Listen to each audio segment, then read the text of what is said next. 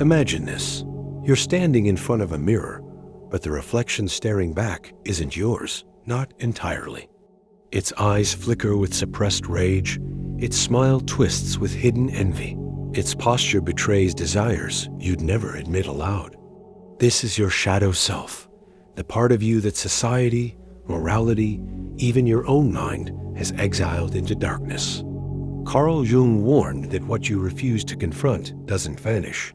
It grows stronger, manipulating you from the depths. What if your worst impulses aren't flaws to erase, but keys to your greatest power? What if the deepest manipulation isn't from others, but from the unseen parts of yourself? The truth is far more unsettling than you've dared to imagine. The shadow isn't some abstract myth. It's the psychological dumping ground for every trait you've been taught to disown. Cruelty, lust, greed, weakness. Society rewards the persona, the mask of perfection, while punishing raw honesty. Carl Jung saw this division as the root of neurosis. One does not become enlightened by imagining figures of light, but by making the darkness conscious. But why does this split persist? Because confronting the shadow means facing the terrifying truth that you contain everything, the saint and the sinner, the hero and the coward. Nietzsche warned, whoever fights monsters should see to it that he does not become a monster. Yet we deny the monster within, and in doing so, hand it the reins. The deeper tragedy, the shadow doesn't vanish. It leaks through irrational outbursts, self-sabotage, and the eerie attraction to those who embody what we suppress. The very traits we exile become the puppeteers of our unconscious lives. And now, the most chilling question. What if your entire life has been shaped by a force you refuse to name? The shadow doesn't just whisper, it rewrites reality. Every judgment you cast on others is a disowned fragment of yourself. Every irrational hatred, every inexplicable attraction, every compulsive behavior is the shadow's silent coup. Cognitive science confirms this. Projection is the mind's desperate attempt to externalize what it cannot face. Worse, society weaponizes this blindness. Advertisers inflame hidden desires, politicians manipulate buried fears, and social media feeds on the persona's hunger for validation, all while your shadow grows hungrier in the dark. Viktor Frankl warned, what is to give light must endure burning. But we refuse the fire. The cost? A life half-lived. Relationships that mirror your fractures. Success that crumbles the moment it's grasped.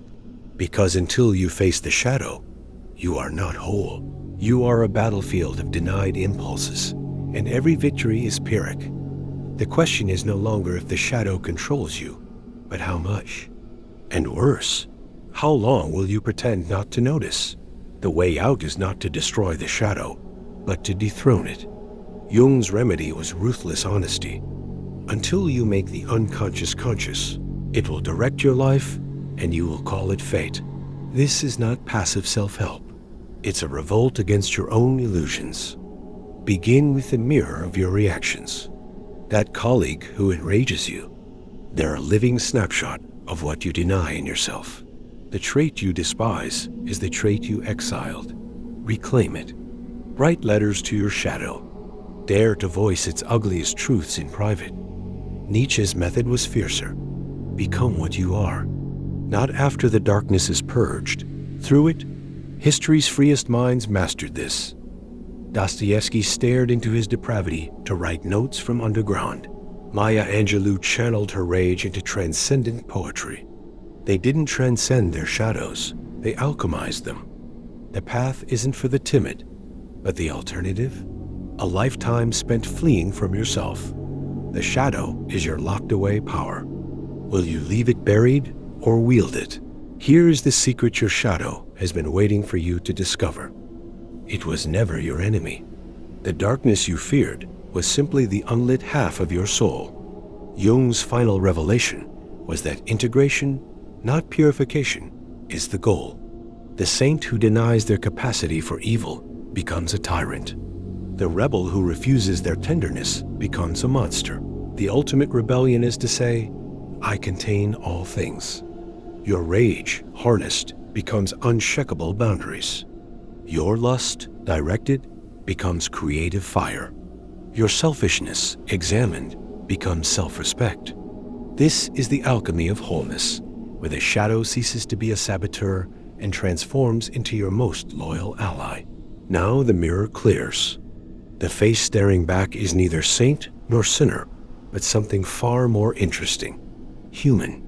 The journey begins where the fear ends, with a single, unbearable, exhilarating truth. You are not meant to overcome your darkness. You are meant to complete yourself.